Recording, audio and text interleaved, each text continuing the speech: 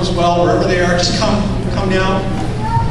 And these folks, I've been in touch with them throughout this week, and these are just great folks. I don't know, here come the Clarks, this is great. I'm going to pull this back a bit. And now, we have a little bit of reason to celebrate tonight. Earlier in the service, before the service started, Raoul and Lily, can you imagine this? Of all the places, and the Dutch people are just going to hate this, because I know the Dutch are here. But Raoul and Lily are missionaries to Spain, and earlier he ran through the auditorium with a Spanish flag.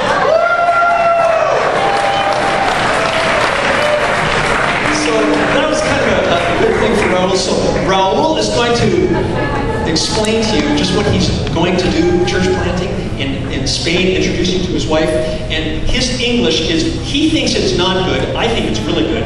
His English is better than my Spanish, see? Of course. God bless you, brother and sister. We are here very happy to enjoy tonight for missions. God encouraged us to choose planting in Spain. Really encouraged to make a big movement in Spain and north of Spain. We saw how God working in China, how God working in India, how God working in different places of the world. And the church is growing, but Spain is still very low. So we have a heart for Spain, and we are here preparing for. We expect to go in end of October to be there and start to work. And we know we have a hard work to do, but it's God who is doing. We just put the seed, we just work it there, but the world say at night, we don't know how, but it's growing and growing and growing. That's what we expect to be there and see a big church in Spain. Not just one, not just two, many of them in all Spain, because now it's just 1% of the people know Jesus Christ in Spain. They grow like a Christian, Catholic, but they are far away now. And yes, it's a hard, but God is in charge of this. Thank you very much. My wife Lily. We have 4 kids. Sorry.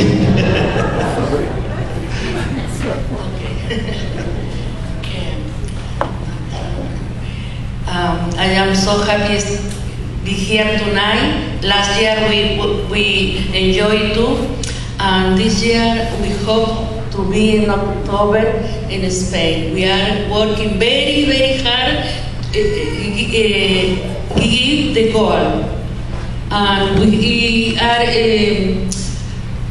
very low in our budget.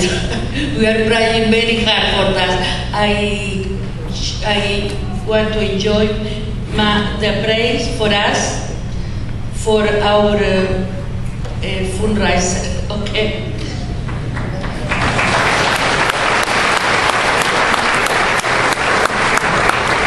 Less than 1% of the population of Spain are born-again Christians, and these folks have this burden to go. They speak the language. No use us learning the language and then going there. They're in the culture.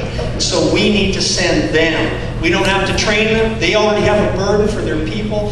Folks, if you're a pastor, if you're on a missions committee, at the end of the service, I want you to get in touch with Raoul and Lily. If God's laid on your heart, your church, Spanish-speaking people in the country of Spain, you speak to them, and they want to partner with you. They will be your arms extended into the country of Spain. Thank you, Raoul and Lily. This is Damon and Kathy Lee, and these are the boys. And I'm just going to give the mic to Damon, and to Kathy. Okay, go ahead. Thank you, Mark, for inviting us to come here tonight. So 12 years ago, I came back to Canada from Japan after being there on a 7-month work internship. And we had no idea at that time what God was going to do in us to prepare us to be back in Japan. We've been members of KRT now for about 8 years, and we were privileged to be mentored by Peter and Sandra McIntosh, who were the pastors there at the time. They're now the regional directors for missions in Southeast Asia. And so under their influence, God really started putting missions on our heart. And we also knew that We always wanted to do something where we were integrating our professional skills with missions. We never knew how that was going to work. 2 years ago, I received my doctorate with a focus on cancer research, and Damon's been teaching in the Peel and Toronto school boards for the last 10 years, and we've always felt that the greatest sort of spiritual impact we've had was in our workplace. We want to integrate that. We sort of linked up with a tent-making group called Interserve, and they were really fun. We did a missions internship with, sort of a Bible study internship with them. And to make a long story short, last August we celebrated our 10-year anniversary, I guess, by going to Japan as full-time missionaries to Japan. Yeah. It's the handoff. And then after that, so right now what we're doing in Japan is, Japan is 1%, basically 1% Christian in a country, less than 1% Christian in a country that's 127 million people. Our city in Tokyo is the same size as the entire population of Canada. So if you put it in that perspective, about 35 million. So currently I'm teaching at Christian Academy of Japan, which is an international school. We believed last year, we took a step of faith, and I said, you know what, we don't have anything planned, we don't have any kind of plans. Well, this door opened up and we decided to step through it and go to Japan. Well, this year, we don't know exactly all the things that we want to do, but God has opened up the door for us to kind of take some big steps. And Kath, before she enters into the workplace, is going to spend a year in language school studying Japanese. Her Japanese is quite good for someone who studies like once a week, unlike mine.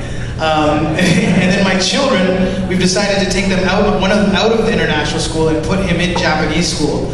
And then we're going to put him in Japanese daycare as well. So, and then what we're praying for, we're really trusting God for, is that we'll end up being able for me to go to language school the year after. We really love studying the language. We love Japan. We really enjoy and love Japan. And we're looking forward to kind of spending a long time there. One important note is we were with Interserve, but we're right in the process of changing to the POC. So we will be POC, we're in the process of becoming POC missionaries. Then thank you very much.